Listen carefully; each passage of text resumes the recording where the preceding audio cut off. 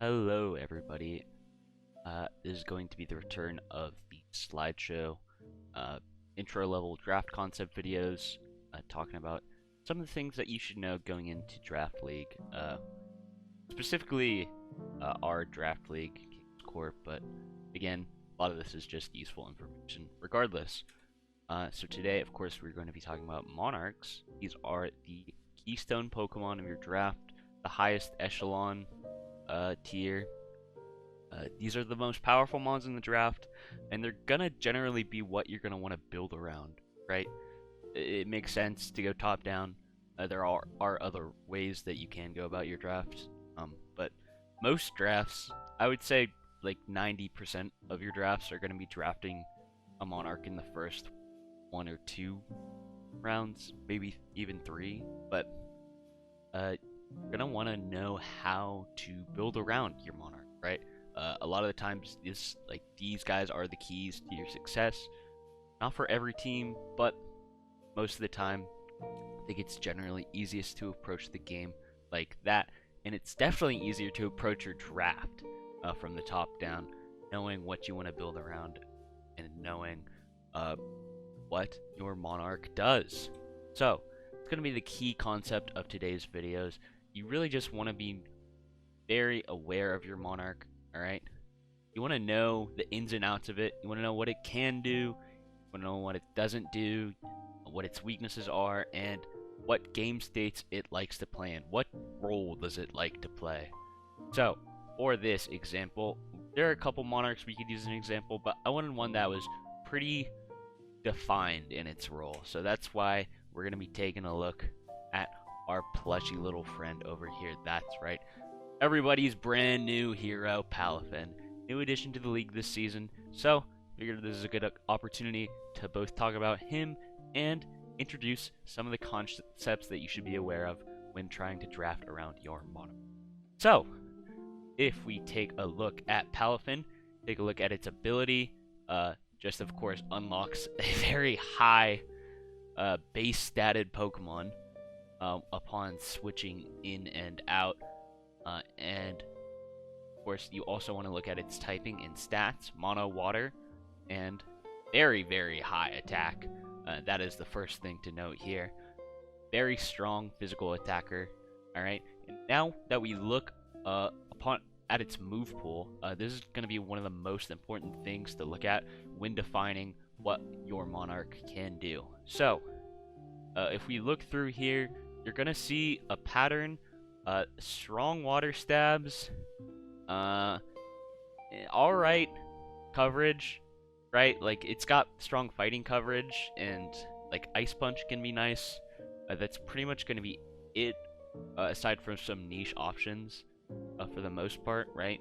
But it's very great at clicking water moves, and specifically strong priority with its signature move Jet Punch, which alongside its base 160 attack, which is absurd, is also just stronger than the normal water priority move, Aqua Jet. So it's going to have very strong priority. It's going to have decent utility moves. Nothing too crazy, but does get things like Taunt and Encore, as well as niche options like Haze. And it gets Bulk Up, which is a pretty strong setup option, especially since it allows you to invest in other things like Health and Speed F and just be very hard to take down if you do decide to go down that route. It gets Stab Flip Turn, which is a very big deal because it makes you do an absolute truck ton of damage while also gaining momentum. And again, in its hero form, it's got some pretty good natural bulk. So those are the things that this mon is capable of, but it's contrasted in what it doesn't do. Alright? Palafin does not have a high speed benchmark. I mean, it's alright. Base 100 is pretty good, but it's far, far from the fastest that you're going to be seeing. I would bet that pretty much every team is going to have something faster than base 100. So you're going to be wanting, especially if you're an offensive team, very much so if you're an offensive team, you're going to be wanting to make that speed up elsewhere, because again, it does have strong priority, but aside from Jet Punch, base 100 is not that great. So you're going to be making that up with like a choice scarf or somewhere else along the line, right? It's got mid coverage. Again, it has like some niche options like Iron Head and Zen Headbutt, which can be useful in certain matchups, but again, for the most part, aren't the greatest clicks in the world. What it does have is strong fighting coverage, which does hit hard, but its main coverage weakness is that most bulky water types are able to just sit in front of it, especially if they have an option to deal with it, the bulk up set. So it's going to have a hard time breaking through things like Milotic or like Gastrodon, especially if it has like a water immunity. So that means it's going to struggle from week to week. It's not always going to have an option to break through bulky water types, which a lot of teams are going to have. And lastly, if it's like a choice band set, it's going to have limited longevity. Of course, that bulk up set can stick around, especially with the aid of leftovers and Drain Punch, but its more offensive sets are going to be susceptible to status. They're going to be susceptible to every hazard. Most sets are, because you're not going to be running a ton of heavy duty boots. So you're going to be hit with a lot of hazards. You're going to be hit with a lot of status. This mon hates status, pretty much of any kind. Toxic, paralyze, burn. Absolutely detrimental to anything that this mon wants to do. So you're going to want to be aware of what it doesn't do. Now that we've gone over some of these strengths and weaknesses, we can better understand the role that it wants to play. Again, since it has strong priority and it has an absolute insane attack stat, right? It works best, for one, when it's able to come in and just click Water Stab. It's able to come in and just click Jet Punch. One of the best late game cleaners in the game, and also one of the best revenge killers in the game. So that's one of its most defined roles, probably the most obvious one, but there's also, it can also be a win condition with that bulk up set. Something like this can be very hard to take out, especially if you take out specific answers. Things like a toxic Pokemon or a haste Pokemon are all very, very detrimental to this bulk up set. But if you play for the right end game and eliminate those threats, you pressure them with other guys on your team, it can be an excellent win condition, or even just an excellent wall breaker. So, alright, we've talked about what it does do, we've talked about what it can't do, and we've talked about what it likes to do. So, lastly, a good thing to acknowledge when you are looking at your Monarch are what is it weak to. Again, we already talked about this, but it bounces off most water types. Bulky, like physically defensive Milotic, gonna have a great time against a Palafin. Gonna be eating that up all day, and it usually only wants to be clicking water moves. This can be turned into a strength depending on your team. A rain team, for example, enables a Jet Punch to hit absurd benchmarks. So, like, depending on how you look at it, this could be a strength, but, I mean, it is just its role. It pretty much only wants to be clicking water moves. It wants to be clicking Jet Punch and Flip Turn and Wave Crash. And every once in a while, you click a close combat or a coverage move, right? But that is really where it's best, and it's not the greatest place. Like, water isn't the greatest offensive type in the world. It's just a pretty good neutral type a lot of the time. Again, it is not the fastest, so faster electric Pokemon and faster grass types threaten this very much so. And also its ability forces a slow start to the game, or it forces a momentum loss at some point in the game, right? Baby Palafin isn't going to be doing much. And you have to, I mean, it can be useful sometimes, but it's going to force a tempo loss at some point in the game, which is especially bad in offense mirrors, where you don't want to be starting off on a bad foot. Of course, it does make up for it, because Jet Punch is fantastic in offense mirrors, but just something to be aware of. Now, we know a lot about our Monarch. What it wants to do, and also what it doesn't want to do. What do we actually do with this information, and how do we draft around this? So to inform our decision, especially during the draft process, you're going to want to try and weigh all of these things. It's a complicated process, but um, uh, the easiest place to start is by covering weaknesses, right? If we look at the weaknesses of our Palafin, we might want something to break water types. We also want something to threaten those grass or electric type moves, and also potentially to play to some of its strengths. It likes late game cleanup, so a strong wall breaker or something that is hard to switch into. It leaves things low, but it doesn't quite finish the game, right? Could be strong to pair with Palafin just to open up holes and get things in its Jet Punch threshold. Type balance is also a good thing to keep in mind. Obviously, your team needs to be like somewhat balanced, right? And it is important, but it's also not the end-all be-all. Like pairing Palafin with another strong water type is definitely something you can do, and it usually comes alongside trying to balance all these factors, right? Because Pokemon with the same type often share a lot of the same weaknesses, but don't be afraid to double up on some of the types that you think complement your team well, especially because they can also have the opportunity to play on each other's strengths, right? So let's take our Palafin and try and start to build a hypothetical team around it. So we have our fishy little friend here. We just first rounded our Monarch. We have a Palafin. Where do we go from here? Alright, well, if you remember just now, I said that it would love something that can break or and switch into those water types.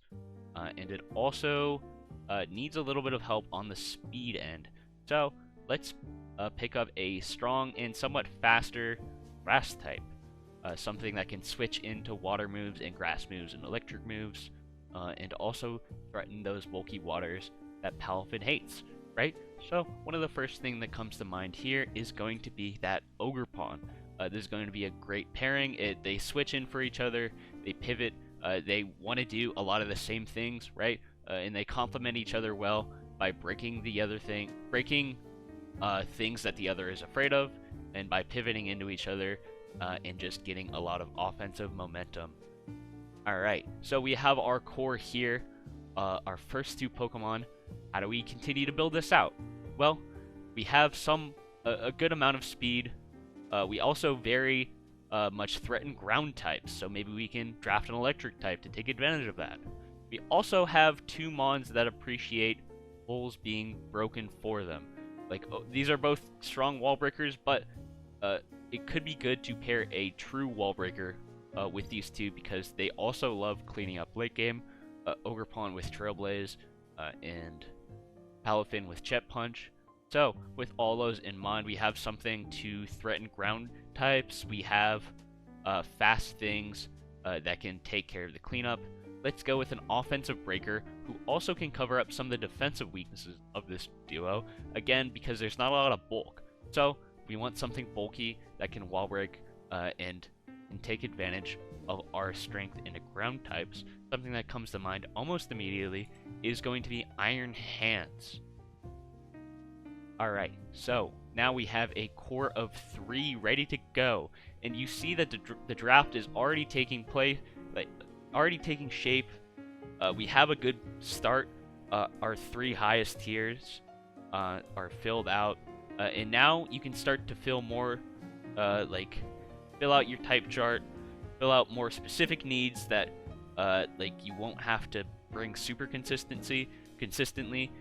Right? These are all 3 guys that you can bring a lot, almost every week, probably. So that means you can start to look into more niche options and see what fits your team the best. And so this is just a hypothetical example of how to take into consideration the strengths and weaknesses of your Monarch, and how you can try and flesh out a team from that. Now this process does get a little weirder with more flexible Monarchs. Things like Garchomp, Dragapult, Terapagos. These are Glumons, meaning that they fulfill a lot of roles, and they're great at roll compression and also fitting into specific things that beat the enemy team. They're great at flexing into any mold that you need them to do. So one thing that can be tempting in Draft League is to draft just a bunch of guys that can do a million things. Just draft only glue guys. And I would recommend against this, especially if you're new to draft, because for one, having defined strengths not only makes it, like, yeah, it does make it easier to build against you, but on the other hand, it also makes it easier to build yourself, right? Especially when you know, like, okay, this thing is really good here. Like, this mon that does this one thing is fantastic here. I should bring it. And that makes your game plan easier. It makes everything more streamlined. But when you have too many glue mons, it gets a little overwhelming in the builder, for one. And also, your team can be a little underwhelming. Like, the Pokemon that are have well-defined strengths, those highs are really high, right?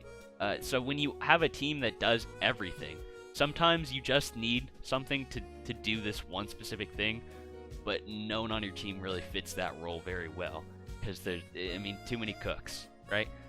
So having a flexible Monarch is obviously great. They can fit into a lot of different scenarios, but try to avoid pairing them with too many mons that, again, similarly try and do everything.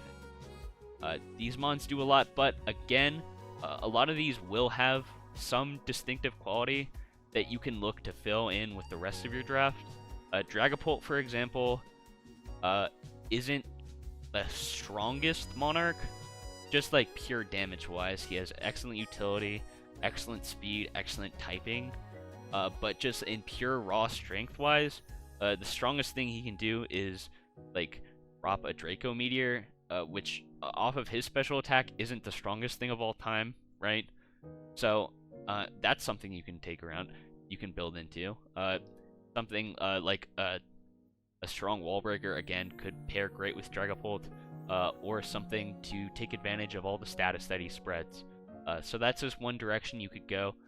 Again, you can try and draft like a Duke with those distinctive qualities and try and follow the same process we've talked about here with one of your stronger Dukes, and it can still give your team that direction, even though it's not the highest tier Pokemon on your team. So, just a little bit of a note at the end there on some of these more flexible Monarchs. Alright, so, I guess if I could really make one key takeaway from this, it is just that first point. You should really know your Monarch well. Going into this draft, you should have, I mean, obviously don't bank on getting one specific guy, right? But you should have an idea of, like, the few that you want to draft, that you are interested in drafting. You should really know them well. Know what they want to do, and know what complements them well, alright? The easiest way of building around your Monarch is to know their weaknesses, so that's a great place to start. And yeah, I would recommend drafting one early in the first 2 or 3 rounds.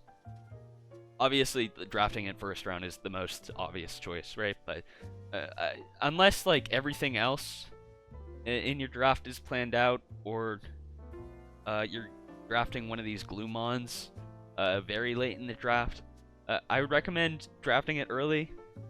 Again, because it just gives your draft direction, and it makes the process a lot easier. Again, you don't have to follow that last piece of advice, you know. But I will say it'll probably make your life easier. That's gonna be all from me. This has been a yeah, King's Court production or something. I don't know. Like, subscribe. Can't wait for the next season. See you then.